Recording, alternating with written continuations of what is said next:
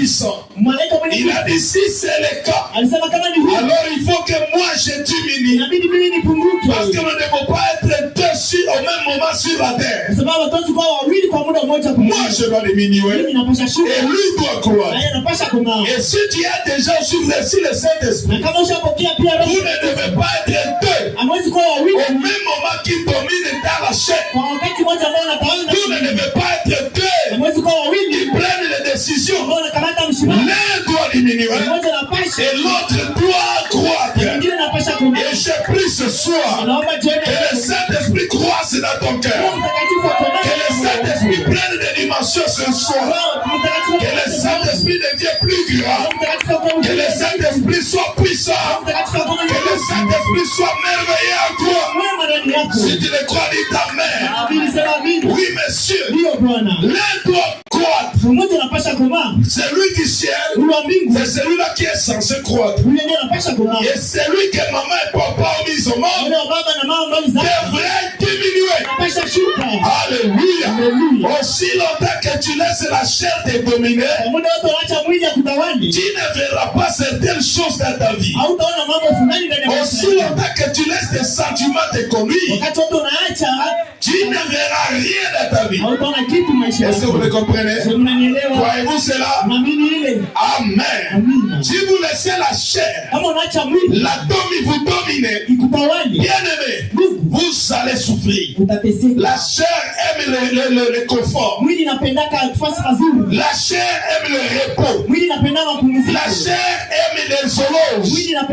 La chair aime la vengeance.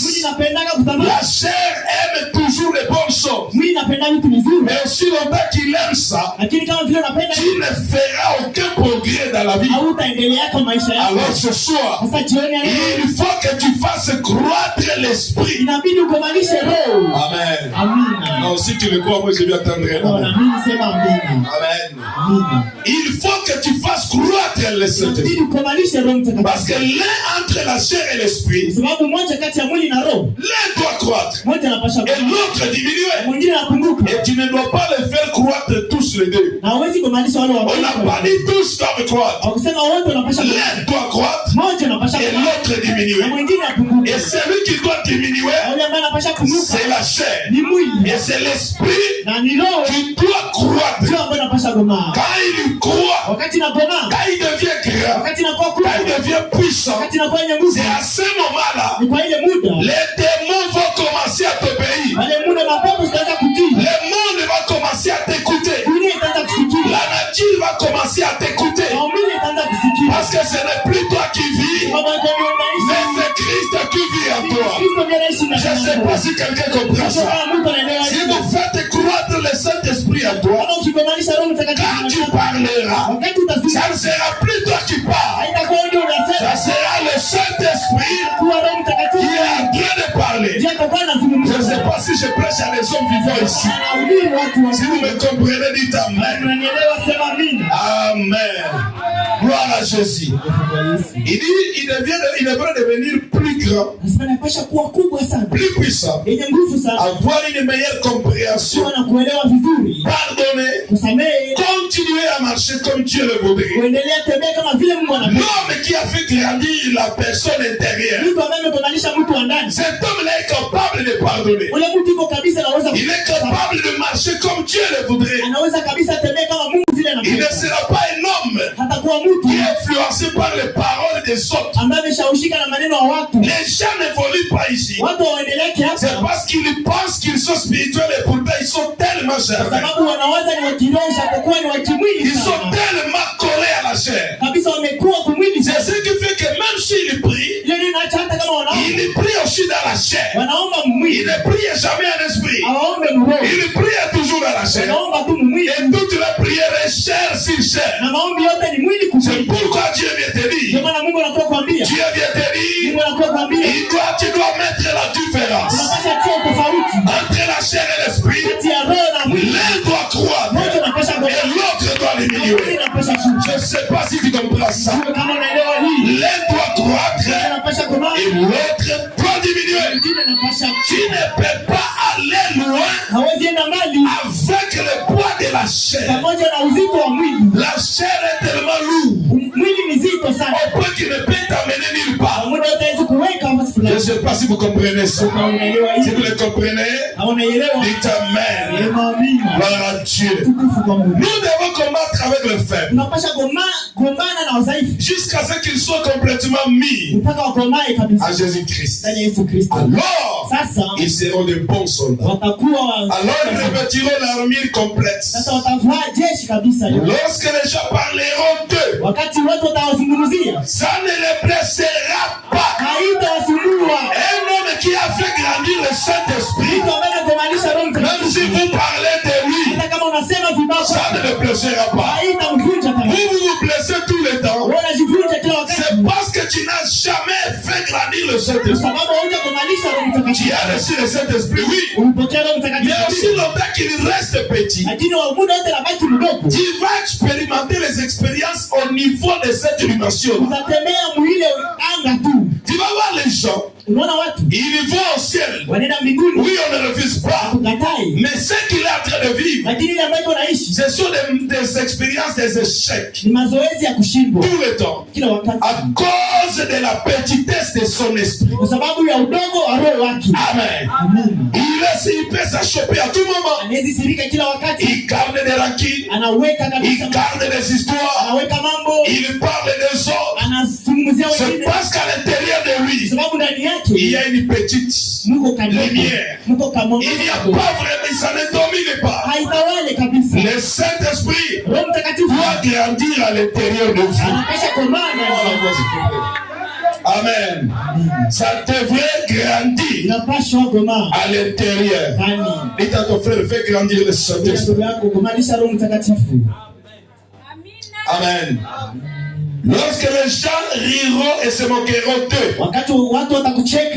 si les gens se moquent de toi et que Christ en toi a grandi, ils ne feront pas attention. Ils ont une chose, ils sont si grands. Amen.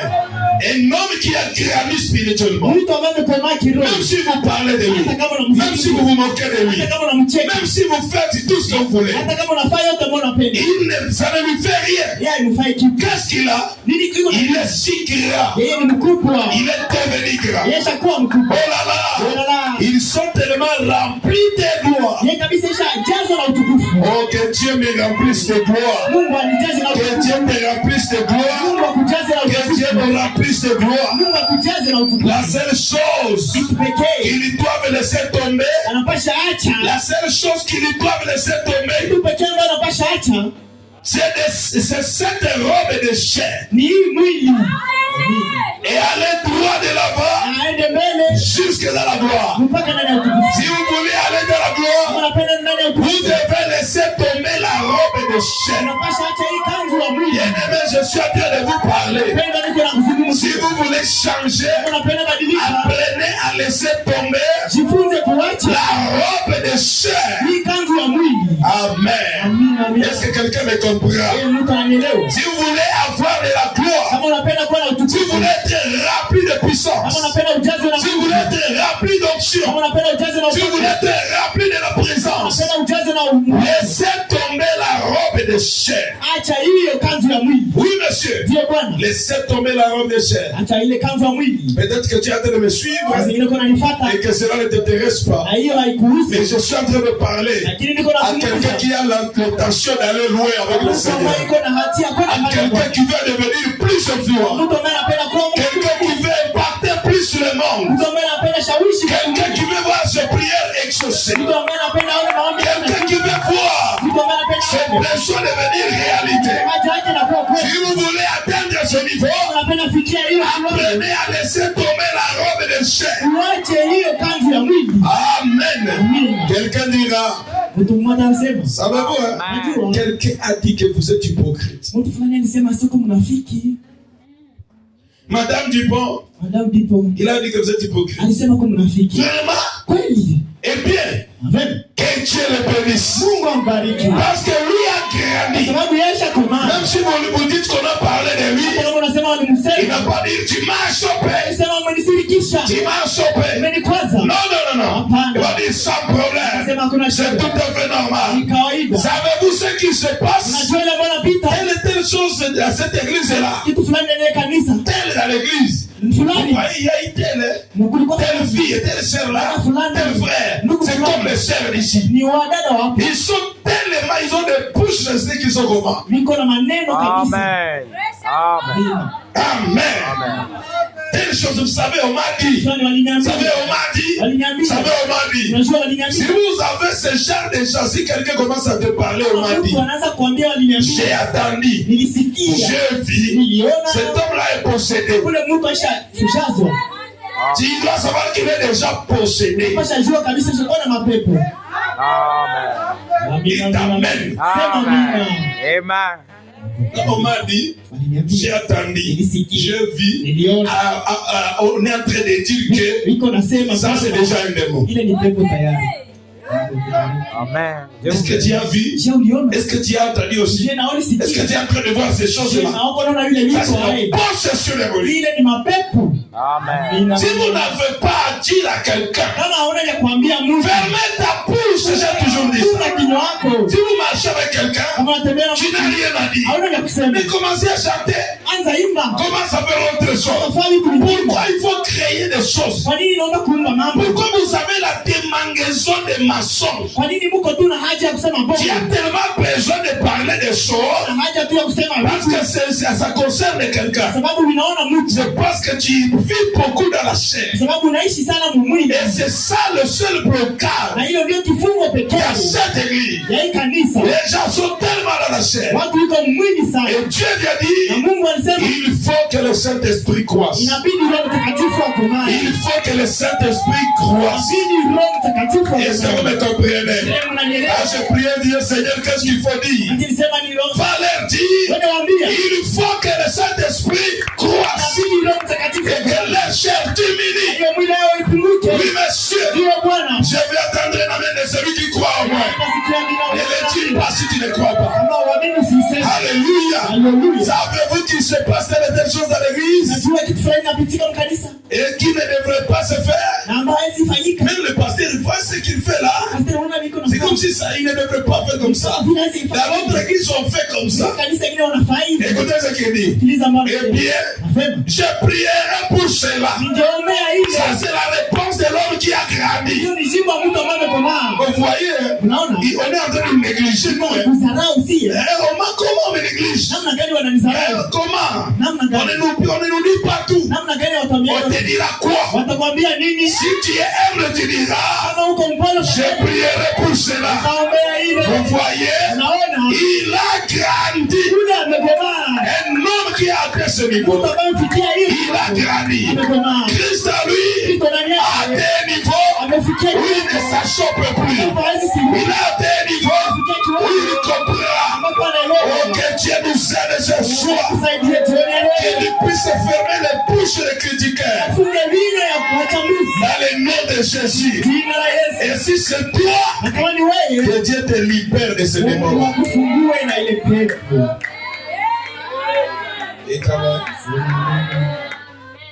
Oh! Si vous êtes petit, alors vous direz. Vous savez les petits, comment ils disent? Oh! Et c'est vrai? On a parlé de moi. Laissez-moi intervenir. Laissez-moi faire. À quel camp dois-je me joindre? Vous voyez? C'est là que vous avez des ennuis. C'est là où vous ne pouvez pas arriver à maturité. Les gens qui réagissent comme ça. Qu'est-ce qu'on a dit? Et il y a d'autres qui réagissent. Silence parce qu'il sait qu'il lui n'a pas la force. Moi j'aime entrer jusque dans les profondeurs. Il y a les gens qui s'ils attendent, ils commencent à réagir. Ils vont m'attendre, ils sauront qui je suis. D'ailleurs. Amen. Amen. Que Dieu nous vienne en aide. Que Dieu nous vienne en aide. Oh, merci Seigneur. Je vais vous donner un exemple. Je sais que ça vient à moi. Il y a un frère qui a emprunté l'argent. Ici. Il a emprunté ça à un serviteur de Dieu. Et c'était tous ses droits de demander ça. Tous ses droits. haki zake zote. Mais rien que demander son argent. Lakini kuomba tu pesa yake. Dieu a tout bloqué dans sa vie. Mungu alifunga yote maisha yake. Jusqu'à ce qu'il est venu encore demander pardon. Mpaka akakuya lomba msamaha pour son argent. Juu ya pesa zake. Donc dans la vie il faut un peu être sage. Lakini maisha inaomba kukua mwenye hekima kidogo. Amen. Amina. Tout cet embrouille. Hii yote. Papa quand lui-même a compris ça. Mpaka kaleo hii. Non, c'est pas normal. Haiko kawaida. Il faut que je retourne. Inaomba nirudi. Dieu lui a dit va demander pardon. Mungu alimwambia ende lomba msamaha. Amen. Amina. Amen. Amina. Oh, soyez toujours polis. Tukue kabisa wapo. Vous savez, c'est pourquoi c'est des liens tellement je sais ce qui se passe. Il y a des fois où on me dit des choses, je ne peux pas répondre. Parce que si je réponds, ça risque de faire mal. Amen. Alléluia. Est-ce que vous comprenez? Il dit, laissez-moi intervenir. C'est là que vous avez des ennuis. C'est là où vous ne pourrez pas arriver à maturité. Il y a d'autres qui réagissent avec trop de bruit. Mais il y a un autre qui réagit. Il réagit, il réagit, voilà, avec silence. Comme il ne peut rien, il réagit dans son cœur. Il va te haïr. Et pourtant il n'a rien dit. Mais il a gardé des choses. Il a gardé des histoires. Et tout le temps quand il te voit, il se rappelle. Frère, si tu as ce genre de choses, Christ ne grandira jamais dans ta vie. Je t'exhorte à laisser ça. Ou tu veux continuer, mais moi je t'informe que tu n'iras nulle part avec ça.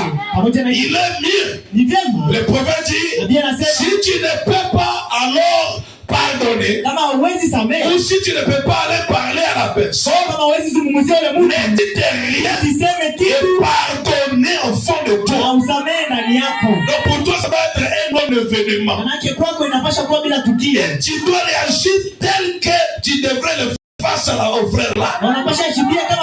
Sans hypocrisie, sans arrière-pensée, sans rien. Oh, ça c'est difficile. C'est pourquoi on conseille toujours va dire. Au moins là tu vas avoir à te dégager. Parce que supporter et supprimer à l'intérieur sans avoir parlé, c'est pas facile. Ça va te faire un hypocrite. Amen. Est-ce que vous comprenez? Amen. Que Dieu nous vienne en aide. Il dit, mais lorsque vous devenez suffisamment grand et gros, voyez-vous, vous avez augmenté le volume. Non seulement vous avez augmenté le volume, mais vous savez pousser. Christ est grandi en vous. Alléluia. Il grandit à l'intérieur de vous. Vous n'écoutez plus la chair. Vous écoutez l'esprit. Un homme qui a fait grandir Christ, lui n'écoute jamais la chair. La chair peut être fatiguée, mais si l'esprit dit tu vas dormir par terre, il ira dormir par terre. Même s'il a faim, on va lui dire tu ajoutes les chaînes. Même si tu n'as pas encore mangé, on ajoute les sous. Il ne va pas laisser lamenter. Ça continue. Pourquoi? Christ a grandi. À l'intérieur de lui, Christ est grandi. Oh Seigneur, donne-nous des gens qui ont grandi. Le problème c'est qu'on a des gros bébés qui ne grandissent jamais. Christ a grandi en vous. Il a faibli la malice. Il ôte des fous. Il ôte de vous. Il a fait fuir. Quand Christ est grandi, la malice disparaît. Les complications disparaissent. Alléluia. Au fur et à mesure que Dieu entre, il fait sortir cela. Il fait sortir l'orgueil. Il fait sortir l'angoisse. Il fait sortir l'incrédulité. Il fait sortir ces choses-là. Et qu'est-ce qu'il va remplir? L'amour, la joie, la paix, la patience, la bonté, la longévité, la foi. Oh, maîtrise de soi. Tout à l'intérieur. Vous allez voir un homme. Il sait se maîtriser. Il sait maîtriser son corps. Amen. Il ne faut pas être comme les Africains qui aiment grossir physiquement et maigrir spirituellement. Amen. Alléluia. Quelqu'un peut même commencer à se battre parce qu'il ne grossit pas. Il commence même à parler des autres. Amen. Au fur et à mesure que tu entres, il fait sortir cela. Vous direz, oh que c'est petit, que c'est propre jeune, que c'est affronté de se disputer et faire des histoires. Vous allez voir que se disputer deviendra affronté pour vous. Parler des histoires sans importance, pour vous, vous allez trouver c'est pour les enfants ça. Amen. Quand vous attendez une information des autres, vous allez dire ça m'intéresse à quoi ça? Mais bien vite, vous savez, ça grandit par-dessus tout cela. Cette chose-là n'a plus de place. Autrefois, j'avais horreur de voir ceci et cela. Mais vous savez, je suis arrivé au point où je ne prête plus du tout attention à cela. Qu'est-ce qui se passe? Vous grandissez. Vous grandissez. Sœur, grandissez. Jésus a besoin d'agir au travers de toi. Il a besoin de travailler au travers de toi. Il a besoin de te bénir. Il a besoin de te faire confiance. Il a besoin de te confier des responsabilités. Pour toi, ça ne peut pas arriver. Tu es tellement enfant. Le prophète dit, tout le monde peut être enfant de la maison. Mais tout le monde n'est pas héritier de la maison. Les héritiers sont des enfants qui ont grandi. Ce n'est pas tout le monde. Ce n'est que ceux qui ont grandi. Ils ont maîtrisé leur chair. Ils ont contrôlé leur ventre. Ils ont contrôlé leur ventre. Alléluia. Ils contrôlent leur bouche. Ils contrôlent leurs oreilles. N'importe quoi ne doit pas entrer dans mes oreilles. Ils contrôlent leur bouche. N'importe quoi n'entrera et ne sortira. Au moins ils ont grandi. Mais pourquoi tu n'avances pas? Tu es resté bébé. Depuis que tu as reçu le Saint-Esprit, tu as seulement reçu un peu de Saint-Esprit pour t'aider à venir à l'église. C'est ce que le prophète dit. Tu as reçu un peu de Saint-Esprit pour t'aider à aimer le message, à croire en Jésus et dire que je veux au ciel. Ça c'est la dimension A. Mais il faut aller plus que ça. Tu peux être rempli au point que ta présence donne le Saint-Esprit. Je ne sais pas si je prie Jésus. Mais tu peux être rempli au point que ton ombre commence à guérir le malade. Tu peux être rempli au point que tes habits guérissent le malade. Donc tu remplis. Même l'ombre devient rempli. Les habits remplis. Alléluia. Tu peux être rempli au point que ton souffle est rempli. Jésus disait seulement recevez le Saint-Esprit. Et les gens étaient remplis. Tu peux être rempli au point que tes pensées deviennent remplies. Tu penses la chose à lui. Dieu vous bénisse. Amen. Alors ce soir, vous devez trouver maintenant le Saint-Esprit. Non, pas seulement, non, je ne vais pas trouver comme, si tu ne l'as pas, juste c'est ça aujourd'hui. Amen. Mais toi qui as ça,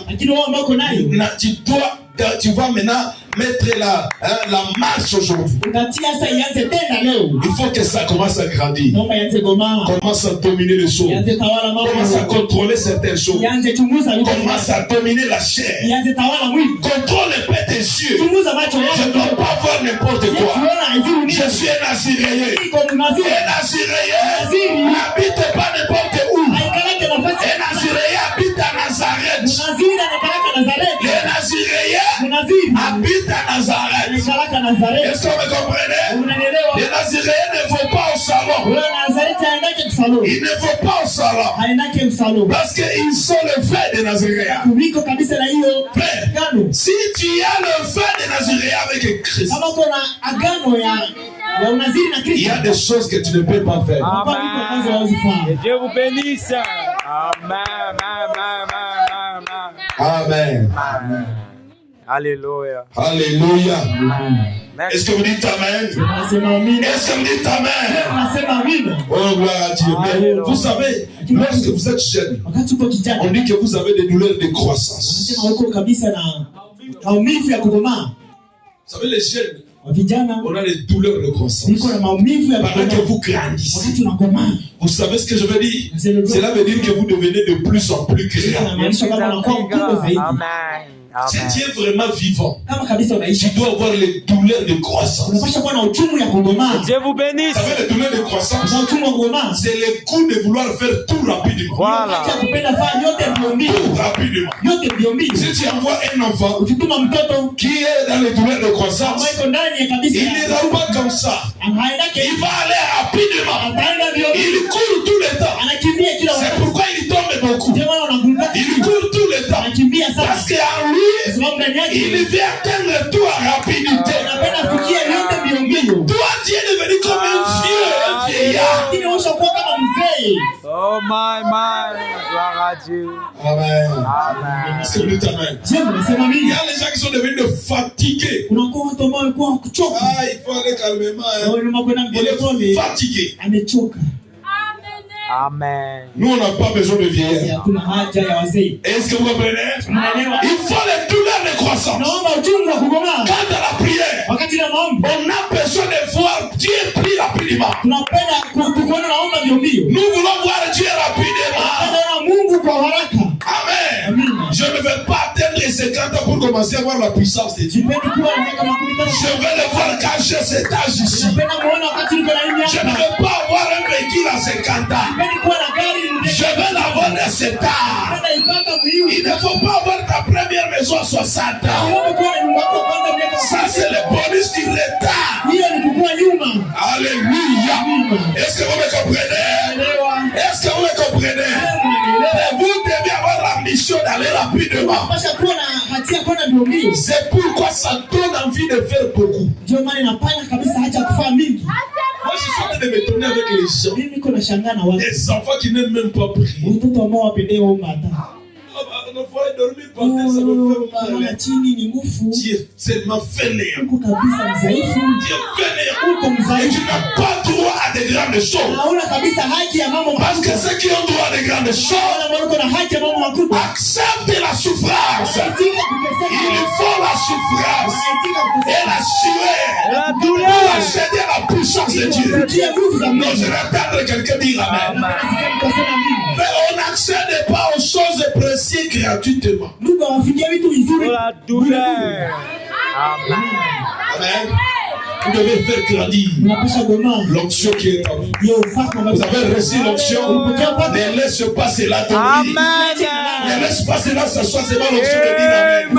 Au contraire, ça commence à diminuer. Tu commences à oublier de dire Amen. Il faut qu'on te rappelle. Dis Amen.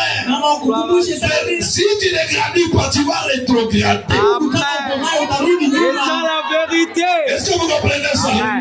Si tu ne grandis pas, même les paix là, tu vas rétrograder. Alors ce soir, commençons la croissance. Commençons la croissance.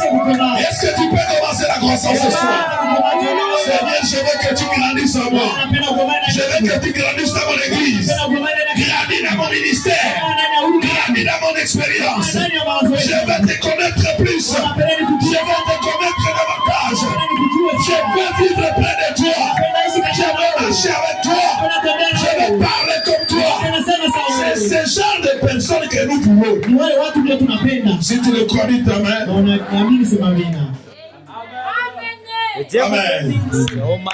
Nous savons par le moment des douleurs de croissance. Lorsque nous devenons des hommes et des femmes. Lorsque nous naissons dans le royaume de Dieu en Christ. Mais le problème est que ça fait mal. Il nous manque.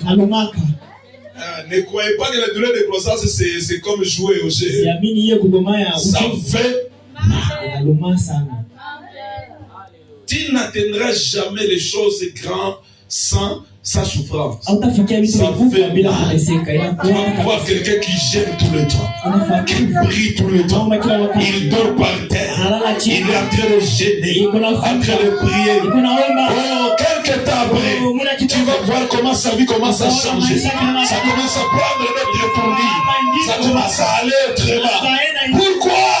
Il a été dans le douleur de croissance. Alléluia. Est-ce que vous dites amen? Est-ce que vous dites alléluia? Frère, arrêtons de faire grandir la chair. Si tu n'as pas mangé, tu fais une grève. Tu ne parles à personne. Amen. Amen. Le problème est que ça fait mal. Le fait est que cela vous rend joyeux et heureux. Pour les autres, prier, c'est une joie. Pour les autres, gêner, c'est une fête. Pour les autres, dormir par terre, c'est un privilège. Pour les autres, rester joyeux, c'est pour un meilleur comme ça. Oh, que Dieu soit béni. Ce sont des douleurs de croissance. Vous développez. Vous devenez plus grand. Vous devenez maintenant énorme par rapport à ce que vous étiez. Vous pouvez réfléchir. Comment on doit croître? C'est par les douleurs de croissance. Dans la prière, dans le jeûne, dans la parole, dans tout ça. Alléluia. Est-ce que vous me comprenez? Ce n'est pas parce que vos épaules sont devenues larges. Cela ne signifie rien du tout. Oh, moi je suis gros. Ce n'est bien que je suis, j'ai la santé. Tu n'as pas la santé. Tu as la médiocrité spirituelle. Alléluia. Et quand les mamans voient l'autre, et tu es devenu gros, ça c'est l'injurier. Si vous dites à quelqu'un qui est devenu gros, c'est l'injurier. Ça veut dire spirituellement tu es devenu à quoi se coller.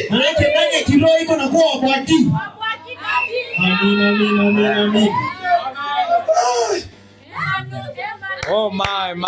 Alléluia. Et quelqu'un me dit amen. Dites amen. Je suis béni. Amen. Amen. Merci Seigneur. Amen. Il ne faut pas manger les soja. On va prendre aussi. Allez manger pour grossir. Amen. Merci Seigneur. Amen. Amen. Amen. Alléluia. Amen. Je pense que tous ceux qui sont maigres sont gros spirituellement. L'équilibre. Amen. Amen. Merci Le Seigneur. problème, c'est qu'il faut voir les résultats. Quand tu parles, qu'est-ce qui se passe? Quand tu pries, qu'est-ce qui arrive? Est-ce que vous me comprenez? Gloire à Dieu. Amen. Il dit, cela signifie rien pour vous. Grossir physiquement là. Mais vous êtes plus large ici à l'intérieur. Il faut qu'il croisse, mon frère, ma soeur. À l'intérieur, là, ça doit croître. Vous êtes plus large ici à l'intérieur. Vous voyez? Ce n'est pas votre charisme. Non. Ici à l'intérieur. C'est ici que vous êtes censé vous développer. Devenir plus grand. À l'intérieur de votre. À l'intérieur de quoi? Gloire à Dieu. Lorsque Christ entre dans votre cœur, il entre ensuite où? Dans la bouche. Il entre où? Ah, je vais poser la question. Est-ce que Jésus est dans ton cœur? Est-ce que Jésus est dans ton cœur? Maintenant, s'il est dans ton cœur, il doit entrer aussi où? Tu ne vas pas parler de lui pour tout le temps. Tout le temps. Non, monsieur, ta bouche sera maîtrisée. Alléluia. Utatawala. Puis dans quoi? Après avoir été dans la bouche, ça doit entrer où? ici? Est-ce que toi tu es ici? S'il entre dans ton cœur, premièrement il entre où? Dans la bouche. Après la bouche, il doit entrer où? Dans les yeux. Qu'est-ce que tu vois? Oh, Jésus est dans mon cœur. Et dans tes yeux, tu vois des histoires. Alors, il n'est pas là. Il n'est pas là. Arrêtez de tromper. Et puis encore où? Dans tes pensées. Ce que tu penses doit être la parole. Ce que tu désires doit être la parole. Oh, j'ai dit alléluia. Le Christ doit grandir dans nos cœurs. J'ai dit Christ doit grandir où? À partir d'aujourd'hui, arrêtez seulement de nourrir la chair. Jésus a dit, l'homme ne vivra pas de pain seulement, mais de toutes les paroles qui sortent de la bouche de Dieu. Oh bien-aimé, il entre dans la bouche, il vous fait parler différemment. Vous ne parlez plus comme vous en parlez d'habitude. Christ est entré dans votre bouche. Il a fait croître dans votre... Il croître dans votre cœur l'amour que vous aviez pour lui. Au point que vous pouvez tenir votre langue en bride. Frère, c'est une chose glorieuse. Si Jésus entre dans ta bouche, tu vas voir une fille qui ne parle que du message. Un frère qui ne parle que du message. Un frère qui ne voit que le message. Il ne fait que le message. Oh merci Seigneur. Si tu peux nous donner une telle église, là où les gens sont créés à l'intérieur. Alléluia. Si vous allez dans les églises ici, vous allez trouver les gens sont gros physiquement. Mais en réalité, il n'y a rien. Même les pasteurs, les prédicateurs, les serviteurs, ils sont en train de parler des autres. Même Dieu de la chair. Plein de rancune. Plein de haine. Et il dit Jésus est dans mon cœur. Celui-là qui dit si tu ne pas, si tu dis la parole d'enlèvement. Ça c'est le diable déguisé. L'ange de lumière qui est déguisé. Alléluia. Amen. Frère, Dieu ne fait pas de complaisance. Et il n'a pas de petit-fils. Oh, comme c'était, vous voyez, vous avez vu son histoire là. Son histoire c'est rien. Balaam avait une belle histoire plus que lui. Vous savez que Balaam avait prophétisé une chose qui avait au moins accompli. Plus que ce monsieur-là. Alléluia. Oh, gloire au Seigneur. Ensuite, la chose suivante, vous savez, il grandit dans vos yeux. La chose suivante, vous savez, vous apercevez que vous détournez la tête de ces vieilles choses obscènes que vous aviez l'habitude de convoiter. Qu'est-ce qui se passe? Vous grandissez. Grandissez. Puis bien vite, vous savez, vous continuez à détourner la tête, mais vous y pensez encore. Quelques temps après, il grandit dans votre pensée. Vous n'y pensez même plus. Alors vous n'êtes pas devenu un grand. Alors vous êtes donc devenu un grand grâce. Vous atteignez la pleine stature d'un homme libre qui vit pour le Seigneur. Seigneur, laisse-moi devenir un grand garçon. Au nom de Jésus. Et si vous êtes donc une nouvelle créature en Christ. Alléluia. Oui, messieurs. Et bien, lorsque les apôtres ont commencé à recevoir cela, quand ils ont commencé à grandir, recevoir le Saint-Esprit, tout le temps, alors ils étaient très contents. Ils se sont dit, oh là là, n'est-ce pas merveilleux? Le Saint-Esprit les a remplis. Et il guérissait les malades et opérait de miracles. Bien aimé, tu veux commencer à opérer de miracles? Fais grandir le Saint-Esprit. Tu veux commencer à avoir des prières exaucées? Fais grandir le Saint-Esprit. Ça doit commencer aujourd'hui. Dis à ton frère, ça doit commencer aujourd'hui. Pourquoi seulement dans l'église, il y a seulement quand je vais commencer? Quand tu quittes ici, tu n'as pas la force de commencer. C'est quelle malédiction ça? Et si tu commences un jour, troisième jour, tu n'y arrives plus. Amen. Vous savez, c'est parce que le diable connaît ton point faible. Il sait là où il doit t'attraper. C'est pourquoi il faut refuser d'avoir des points faibles. Les points faibles est là. Il y a des gens qui, s'ils aiment prier. Le diable sait que si j'amène seulement la famille dans sa maison, il va arrêter de prier. Là, il prend seulement les choses. Famille n'entre seulement 2 jours. On ne prie pas. Mais donc toi, tu pries à cause de la nourriture. Amen. Amen. Alléluia. Est-ce que vous me comprenez? Bien, vous devez grandir. Nous devons tous grandir. Merci Seigneur. Lisons là pour terminer. Jéhovah Jireh. Pour le salut, nous croissons dans la grâce du Seigneur Jésus. Amen. Est-ce qu'on peut dire Amen? Dites Amen. Amen. Nous l'acceptons comme notre Seigneur personnel. Dieu nous attire sur son sein. Donc il faut y. Mon petit enfant, je veille à ce que tu sois fort. Ne t'inquiète pas là-dessus. Tiens-toi juste là. Et crois en moi.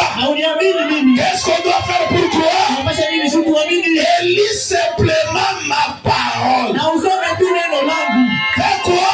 Pour croire, il faut faire quoi? Il faut faire quoi?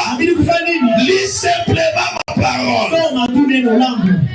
Et t'aide-moi. T'aide-moi. C'est-à-dire prier. Quand tu as lu, va prier. Tu lis, va prier.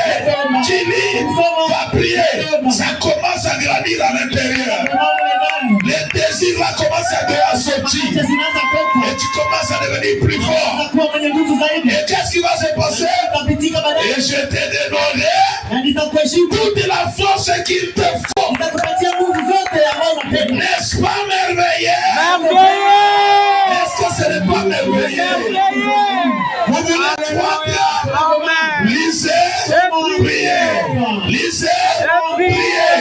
Lisez, priez. Dites Amen. Est-ce qu'on peut dire Alléluia? Que Dieu vous bénisse, mon pasteur. Amen. Merci Seigneur. Amen. Alléluia. Amen. Est-ce que vous le comprenez? Amen. Moi, je n'aime pas faire la religion. Tu viens seulement à l'église, tu retournes. Qu'est-ce que tu as dit? Je ne sais pas. Qu'est-ce qu'on a prêché? On a dit des choses comme ça. Il n'a rien dit. Ça, c'est la religion. Amen. Mais qu'est-ce qu'on va faire? On commence la croissance. Je commence la croissance. Et on commence la croissance. Ça fait un arbre n'arrête jamais de croître. Les jours où tu arrêtes de croître, tu arrêtes de vieillir. Tu commences à vieillir. Et la mort. Tu commences directement à perdre même l'éclat. Merci Seigneur. L'éclat. Amen. Tu allez voir quelqu'un qui ça commence même à perdre. Qu'est-ce que c'est passé? Comment ça vieillir? Tu es encore petit, pourquoi tu commences à vieillir? Qu'est-ce qui ne va pas? Merci Seigneur. Alléluia. Est-ce que vous comprenez? Frère, la prière rajeunit. J'ai dit la vérité, la prière commence à te rajeunir encore. Si vous voulez que Dieu vous rajeunisse, sois un homme de prière, une vie de prière, un frère de prière. Vous resterez toujours jeune. Je vous dis la vérité, la prière rajeunit. Est-ce que vous me comprenez? Alléluia. La prière enlève les rancunes. La prière enlève la haine. La prière anéantit toutes ces choses-là. Et vous commencez à croire. Dieu vous donne des forces. Dieu vous donne l'onction. Dieu vous donne la puissance. Les jours où vous allez prononcer la parole, la nature vous écoutera. Et est-ce que quelqu'un me comprend? Les jours où vous parlerez, vous pouvez même parler à quelque chose et la chose va arriver. Amen. Mais aujourd'hui on a prêché. Prononcer la parole. Prononcer la parole. Les gens aussi commencent à prononcer la parole. Et rien ne se passe. Vous savez pourquoi? Ils les prononcent étant des enfants. Et Paul dit, aussi longtemps que l'héritier est encore enfant, il n'est pas différent d'un esclave. Même s'il est le maître de tout. L'enfance c'est un péché. Il ne faut pas rester petit. J'ai dit il ne faut pas rester. Combien de temps tu pries? On va voir est-ce que tu as vraiment déjà tu as grandi. Combien de temps tu te mets à prier? Lève-toi, on va prier. Vous allez voir les voisins. 2 minutes, il n'a plus à dire. Les paroles sont terminées.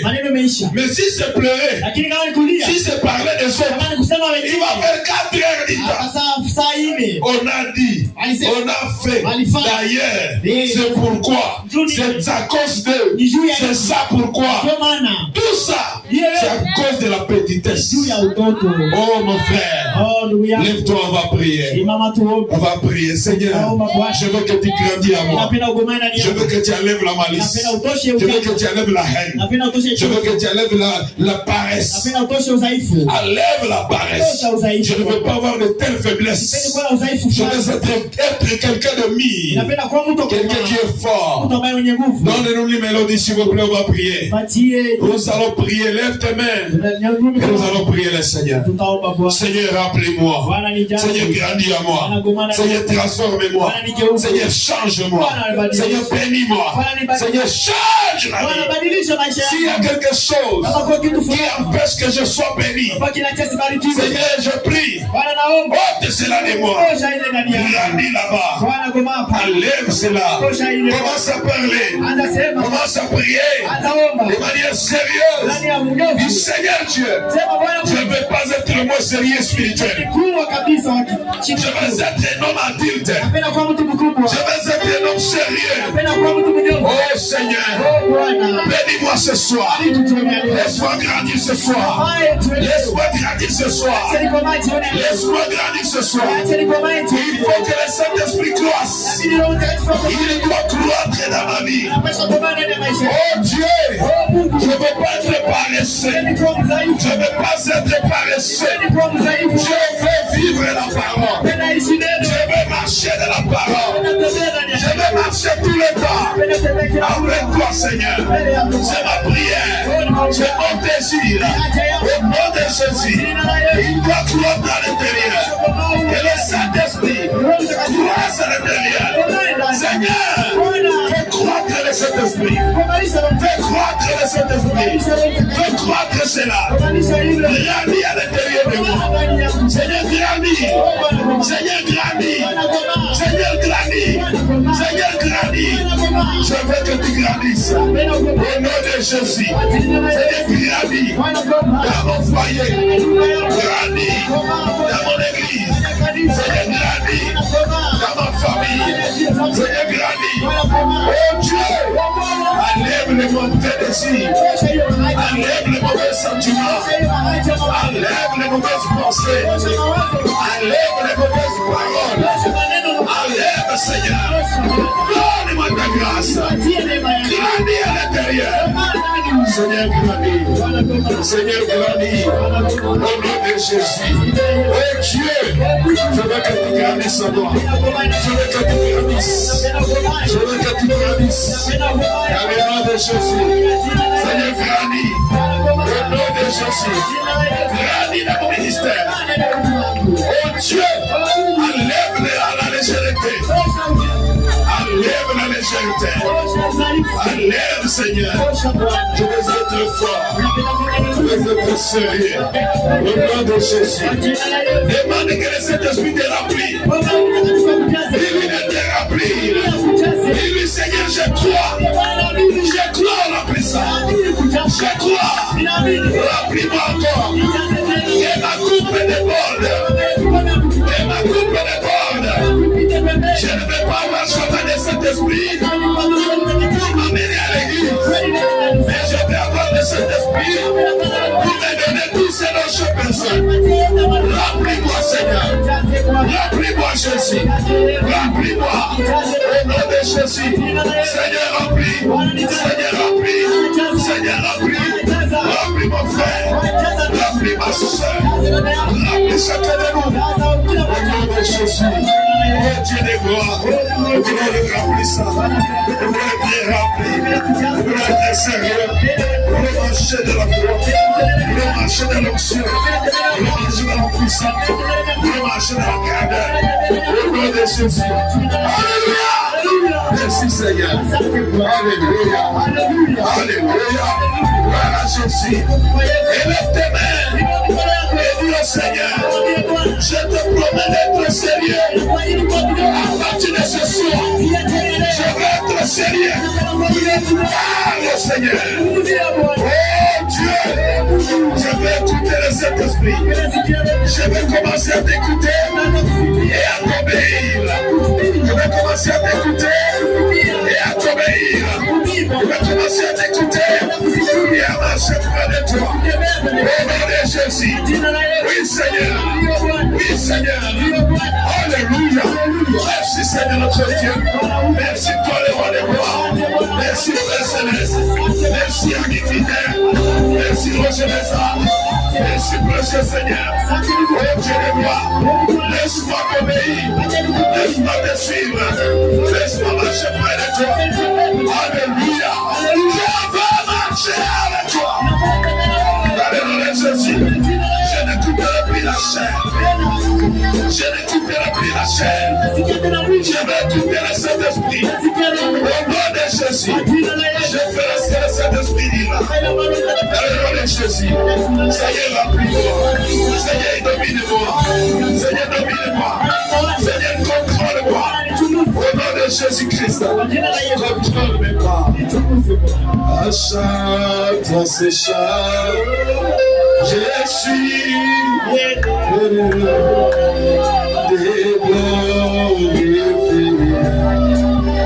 Jésus, au sauveur, c'est lui qui t'a sauvé paradis.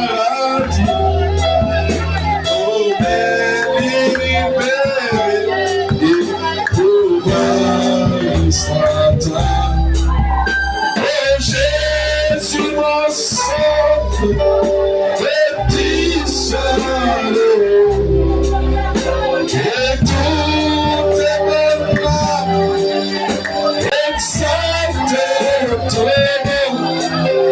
Je t'ai confié toute ma vie. Oh,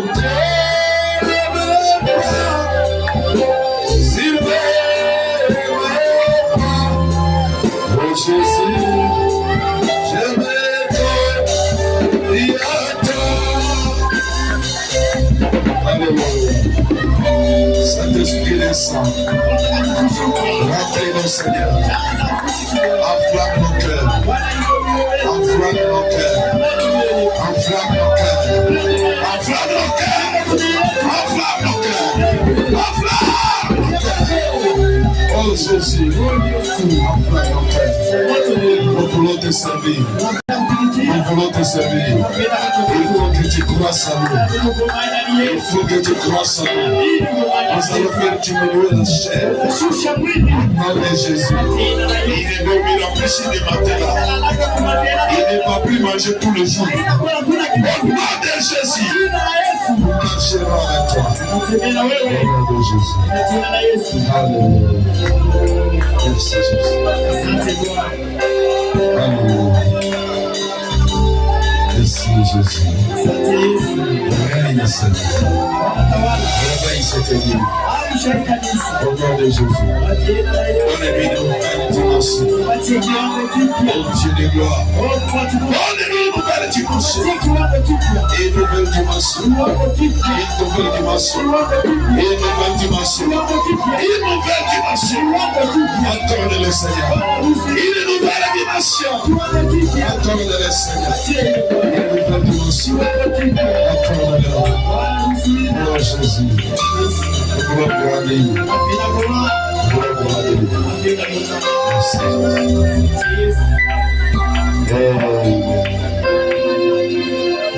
Seigneur, merci. Bénis tout le monde qui a entendu ce matin. Que cela produise dans son cœur, selon son espèce. Et toi qui nous suis de loin, prions que tu sois touché par la main de Dieu.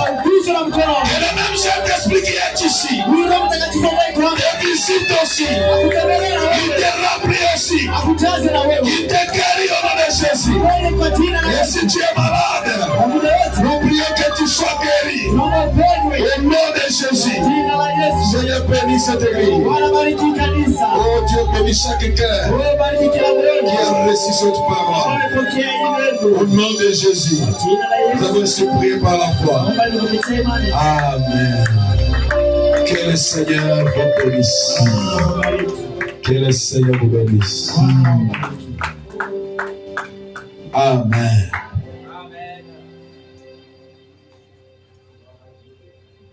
Gloire au Seigneur. Gloire à l'agneau. Acclamons encore une fois le Seigneur.